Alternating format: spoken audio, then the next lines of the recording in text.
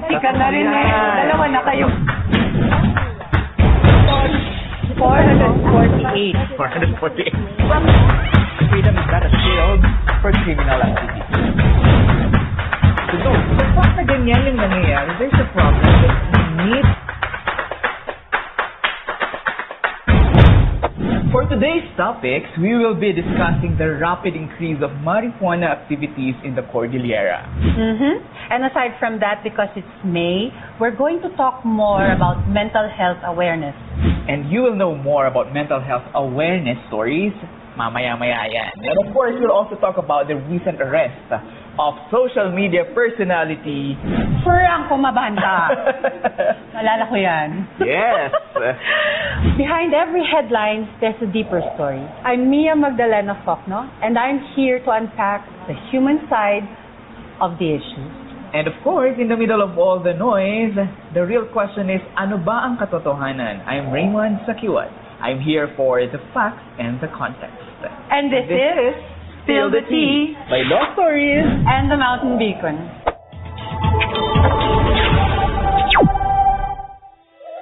Once again, good day po sa inyong lahat at maraming salamat for joining us again here today. We're actually here at the Balay Studio Cafe dito po sa Session Road, Baguio City. Ano first topic natin? Green na to. So parang nice yun, the green grass of the Cordillera. Home talaga kasi Benguet ang number 1 sa listahan yan. So we're going to talk about marijuana cultivation and the eradication that's been happening na talagang laging nasa news. Halos wala yatang araw. Yes, actually, lagi ko siyang nababasa. Sa mga sulat mo mismo. Oo, sa akin, pati sa ibang news outlets, nako-cover yan. But what's the story? Well, so at the regional level, the anti-marijuana campaign, it's led by the PROCAR. Actually, ang dapat nakatoka dito, PDEA. Pero dahil kulang nga sila sa, or they need help with manpower, that's where the police come in, through the PROCAR. Now, there are eradication operations, particularly, as I said, Benguet, Kalinga, and Mountain Province. Wala sa Abra, wala sa Apayao. So sabihin ko sanang wala sa Baguio, kaso may nahuli nga this week eh. Saan? Sa Camp 7. Nakalagay sa? Nahanap siya sa parking lot. May nagwo-water lang dun ng mga kanyang gardens lang. So, lo and behold, may isang pot na may 5 seedlings. Tapos doon sa tabi niya may isa pa. So, Baguio, hindi ka pala spared. Hala mo talaga walang paplantahan. Mahahanapan ng paraan yan. Now, we have to take note that in Benguet, dahil nga dito yung highest parang number, they actually have this Upland Ultimate Grass Cutter. So, level up yung premium, grass cutter premium, which combines enforcement with community intervention. And how is it?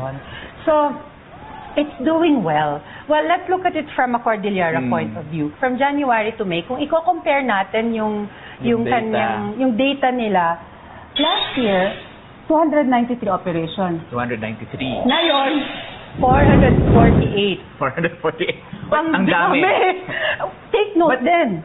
But probably because mas active ang police officers this time or this is their priority? Yes, kasi nga, ultimate grass cutter tayo, Mon. So, not only Benguet, pero just last week, they did Mountain Province and Kalinga border.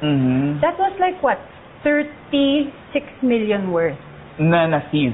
Na na-uproot and na-burn. And it was in terrain that's hard to reach. Well, one of the things that helps here is yung squad drone. So it's a squad of drones that they now use to locate, especially... So drones, like... As in drones. So, may budget na dyan para sa drones. I've seen some of them. And it's impressive. Well, I think the numbers will speak for themselves.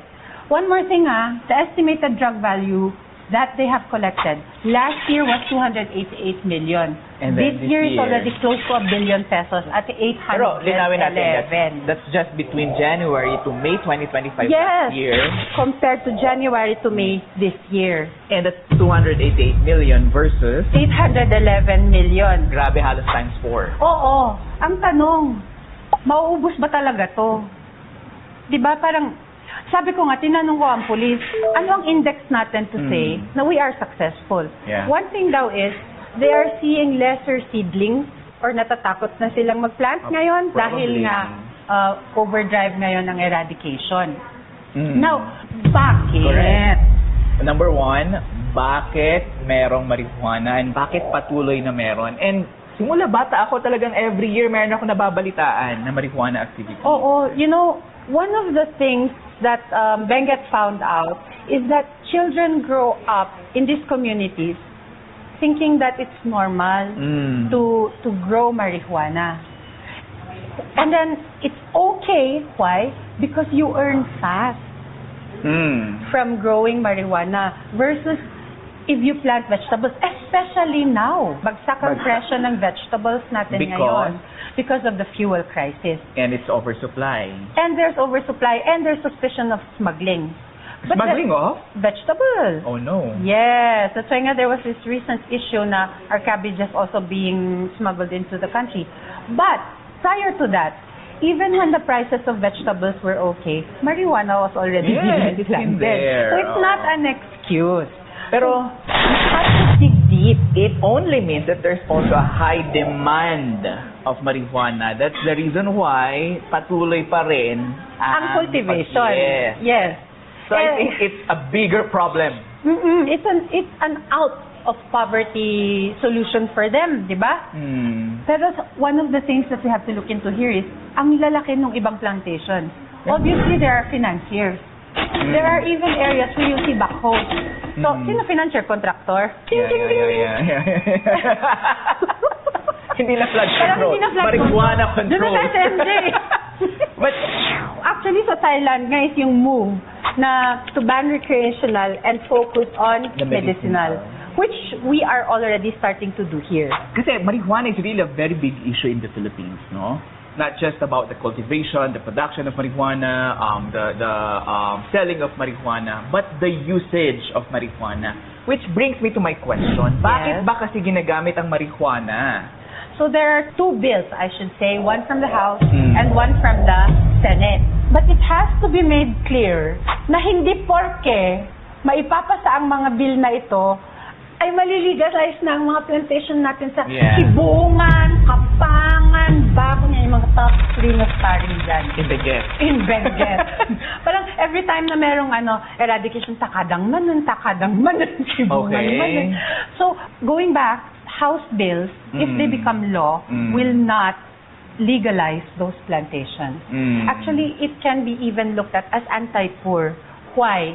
Sinong magko-control ng production ng Correct. marijuana? It's going to be big pharma. And perhaps those plantations that will be able to be accredited by whichever agency will be in charge of producing. Kasi dapat FDA grade ito. Yeah. Nakikita na natin nag-i-increase ang mga nasiseize na mga marijuana in Benguet or in the Cordillera region. I think there's another issue that can be settled or that can be looked into by our government leaders here in the Cordillera. Ano yun, Mon? Siyempre, solusyonan natin, bakit kasi sila pumupunta dyan? You've mentioned earlier about mga farmers natin, wala nang masyadong pinagkakakitaan. Yeah. So I think there's need to be done to aid our farmers para hindi sila mag-go into marijuana. Yes, you know, in some of the communities, there are even women na, kasi sa communities, kulang tayo sa farm to market road. Correct. Kulang tayo sa kuryente. Correct. Kulang tayo sa public transportation. There are even women na they're asking, can you give us coffee pulpers? Can you give us sugar cane Kulang din juicer? kasi ng equipment sa kanila. Na parang may alternative. Yes, whatever produce kasi they have, they just sell it na raw. Wala tayo byproducts. Yeah. So hindi natin nagagawa yun even if we have trainings from government institutions like DFA or Land Bank. Yeah. The problem is we leave them without any equipment for them to do whatever they're trying to do. The fact na ganyan yung nangyayari, there's a problem that we need to settle for us to make sure na hindi sila pumunta sa ganitong mga illegal activities. Yes, talking about illegal, my dear children, we have a law which is called RA 9165, which is the Comprehensive Dangerous Drug Act. Now, planting marijuana, cultivating it, financing it, that's bawal. You would lose your life for it. Buti na lang bawal na ang capital punishment sa Pilipinas. Yeah. And talking of the children, that's where DepEd comes in also. We have to strengthen our values education. Lalo na sinabi mo na parang lumalaki yung mga bata, them thinking it's normal. So I think it must be included in the curriculum to teach kids as early as primary years nila na marijuana is illegal. Marijuana is legal. Lalo kung hindi pa, kasi for sure legalizing it will take years.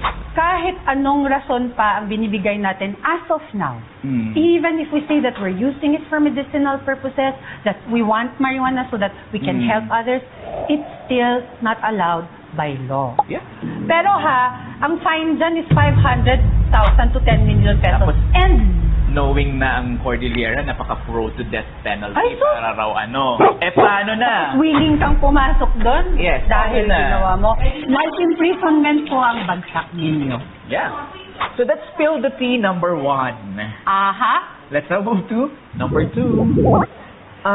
Mental health awareness. Diba? Yes, that's this name. You know, we appreciate you guys like sharing your stories dun sa previews na nilabas natin about mental health ordinances na pinupush here in Baguio. You know, let's normalize na ina-accept natin na meron talagang mental health issues and problems ang bawat isa, because by doing that, we're actually encouraging more people na may problema na dinadala na lumabas at to share, and of course to stop the stigma. Oo, because it's okay to talk about mental health. If it's normal for us to talk about diabetes, It's normal about high blood, why can't we talk about depression? For example, depression. I myself have gone through that one. So, in 2017, I couldn't explain why I didn't have any more this parang urge to live, to eat, to go out and work, but I still had to. Because there were bills to pay, Correct, children to send to school. And then, eventually, I sought help. Because Professional help. Professional help. I couldn't sleep anymore. Or even if I slept, I woke up feeling tired. My limbs are heavy. So I went to get help from a doctor, from a psychiatrist. And I was placed on medication for a year. And it helped me. But did you also try to get in touch with your friends before? I tried to get in touch with family members and they said to pray. Well, prayer does help, but so do medicine. Yeah, so do medicines. And of course, hindi kasi ang problem din, marami sa mga pinagsisharehan natin na friends and family members na hindi rin capable of, Yes.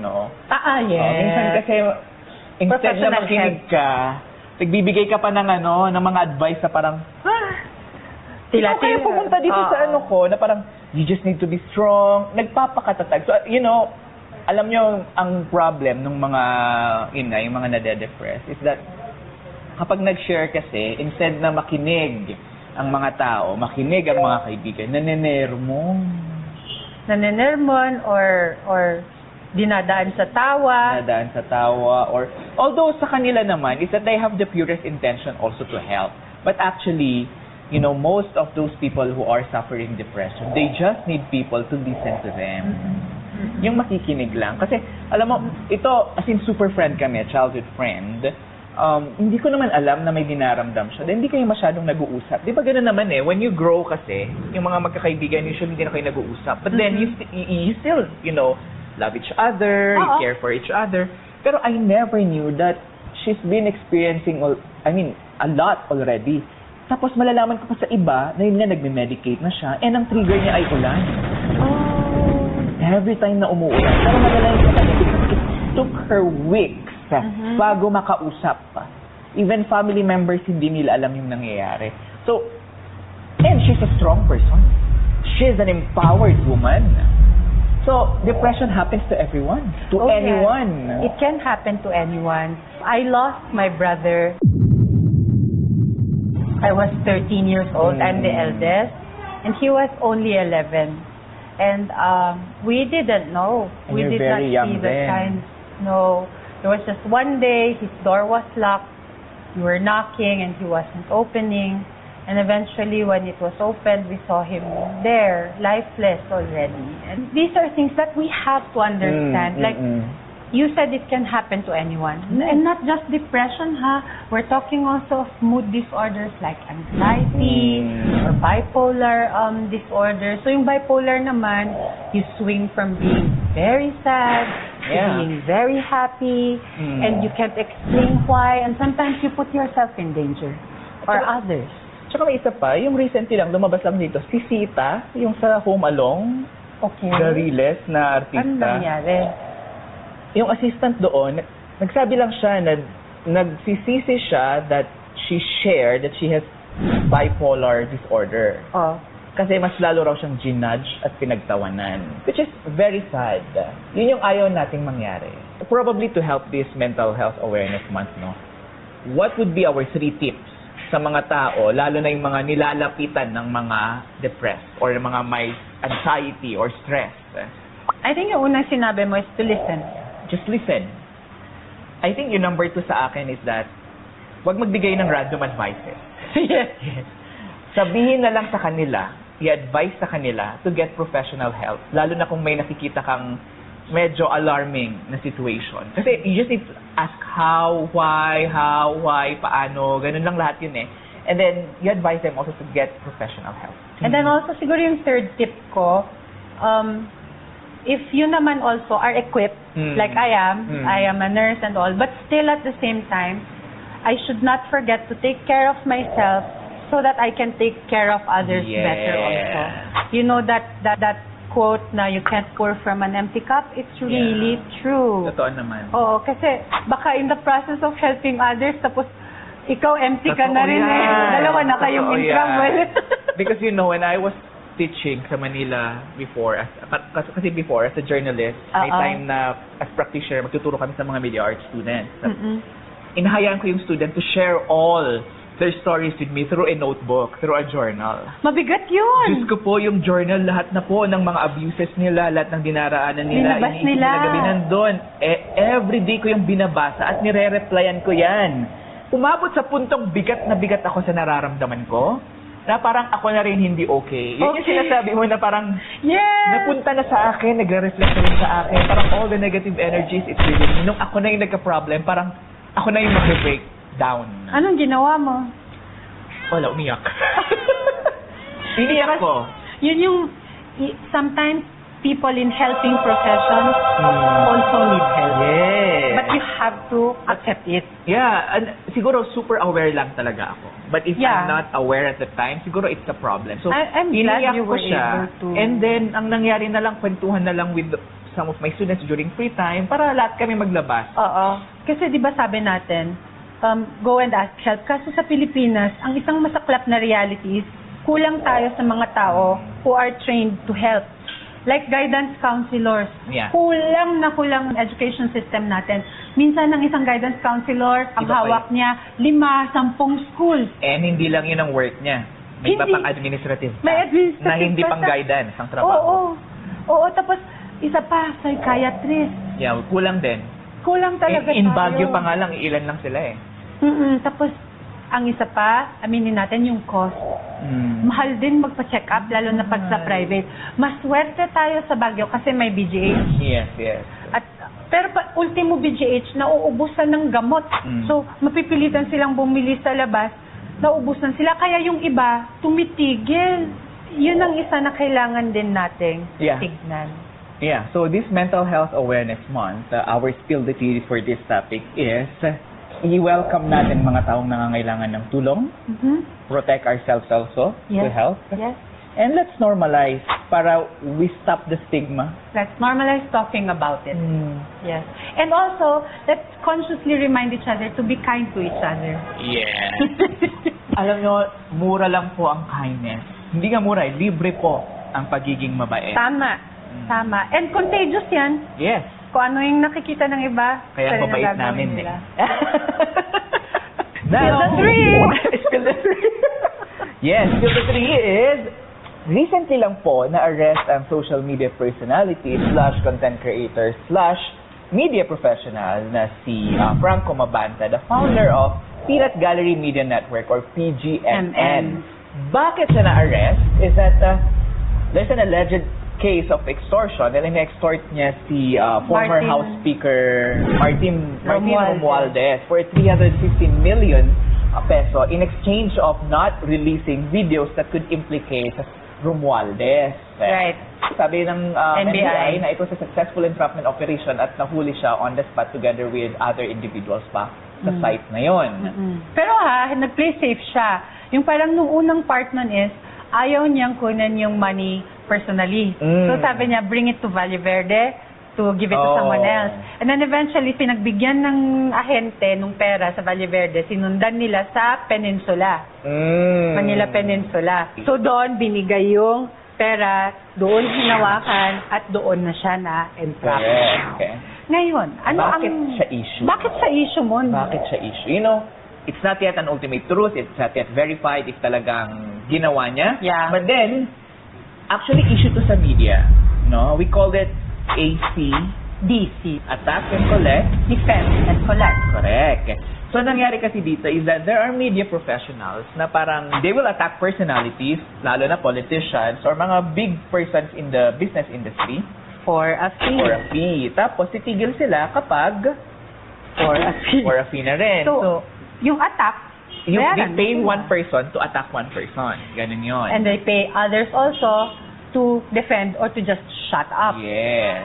Talamak talaga sa media industry. And ang nakakasad kasi dito is that Franco Mabanta was really loud, di ba, sa anti-corruption. Nabasa ko yung Facebook post Loud mo siya sa anti-corruption. Ngayon, Bakit? ngayon. Give us history. Actually, si Franco Mabanta, nung uso pang Twitter noon, mga bantang 2018-19, maalala ko ang yan. dami mong followers sa Oo. Twitter. During that time, he was very much attacking Jover Laurio, Pinoy Ako Vlog. Pab, yeah, PAB. Pab. Si Pab kasi mahilig yan maglabas ng resibo about the shenanigans of the Duterte administration Yes, at yes. that time. Now, Franco Mabanta would come out and counter whatever she would bring out or whoever else would attack the Duterte administration. I look at him more as parang digital strategist Yeah, PR. To a point na propagandist Yeah. also. Kasi, Actually, yun din tingin ko sa kanya. Yun yung tingin ko ever since. So, ang defense niya na ginagamit now is press freedom, which is quite ironic. At tinatake na lang ABS-CBN. May ethics ang media. Media. May code of ethics ang media. And Pwede mo ba kami i-refresh doon? Okay. According to Code of Ethics ng journalism kasi, journalists shall not accept bribes. Hindi tayo tumatanggap ng pera. Kasi once na tumanggap tayo ng pera kasi, answerable na tayo sa kanila. Or meron na tayong utang na loob sa mga tao. And that's part of the Code of Ethics. Journalists must also avoid conflict of interest. Once na nag-accept ka na ng pera, may conflict of interest na rin yan because you're building personal relationships. Oo. And news should never be used for personal gain, blackmail, or leverage. Aray ko. Ginawa niya. Allegedly. Alleged export. Yeah. Tsaka alam niyo, nung binabasa ko kahapon, kasama ko kasi si Mon, sabi ko, ay grabe, 350,000, tininda na yung dignidad niya para dyan. Tapos sabi ni Mon, ate, 350 million. 350 million. Tapos tinignan ko yung picture. Oo nga, mali-maleta. At may spot cash. 70 million at ang spot cash. Oo, parang down payment. Yeah. Kung totoo man to at napatunayan, ito na yung patunay talaga na ang mga content creators or social media personalities, they're paid to attack. Some of them or most of them, they're paid to attack or defend some people. Diyan na natin makikita, dapat tayo mismo, kasi they're using this for for political gains. Nakita naman natin, kaya huwag tayong magbulag-bulagan. Yung mga tao na nababasa natin dyan, ako pa rin, sabihin ko pa rin, go back to media kahit sabihin yung bias sila. Because, yes, they're biased, but they're biased to the truth.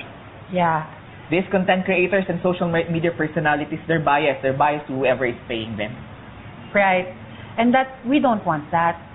And also, this is also a reminder for those who consume content on social media to be prudent and wary also of the things that you consume. Yeah. Like, Yeah. sino ba ang nagsulat niyan? Sino ba ang nagsabi niyan?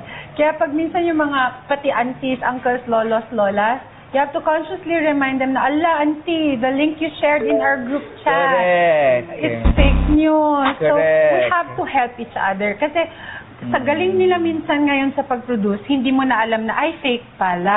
Yeah. So, yun pala, nakokontrol na yung mind mo, nakokondisyon na to Mind ganito, conditioning. or ito ang kalaban. Correct. So dito sa case ni Franco, let's not use press freedom to defend it. Lalo kung ganito yung case. Because, press freedom is not a shield for criminal activity. That's right. Yes. That's right. You cannot use that as your I think his Hindi defense. talaga pwedeng defense yan. Kukuha ka ng pera, sabihin ng press freedom. Aray. No. Lalo pag napatunayan yan. Kasi even if like, for example now, hindi naman siya super strong right now eh. Yes. More on PR siya. It's not Yes. even press. Mm-mm. It's not journalism. Mm-mm. Tignan niyo lahat ng mga mababasa niyo about him. Ang sinasabi lang naman whether naging strategist siya ni Marcos or kay Duterte. Yeah. Wala namang sinasabing reporter siya, journalist siya, wala. So, how can that be press freedom? How can that be press issue? Mhm. It's more about you just being a person na greedy. Peddling your influence and your ability to create content in Yeah. order to influence the thinking of people. Now, mind you, we're not saying outright he's guilty. No. An arrest does not equate to guilt. Correct. He still may be innocent. No? Yes, due process will be observed. I'm sure of that. So let's wait. The investigations are happening right now. Let's wait for the results of that. But as Mon so powerfully said kanina, press freedom is not a shield from criminal activity. Yes, correct. And hopefully, this will teach us lahat ng mga nagko-consume ng social media content, lahat ng content creators, let this teach us. A heavy lesson in telling the truth. Okay, so those are the 3 topics that we have for you guys ngayong linggo na ito.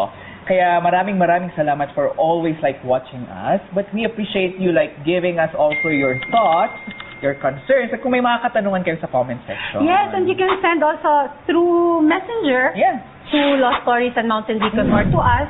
What else do you want us to talk about? correct. Mhm. At pag-uusapan natin yan dito mismo sa Spill the Tea.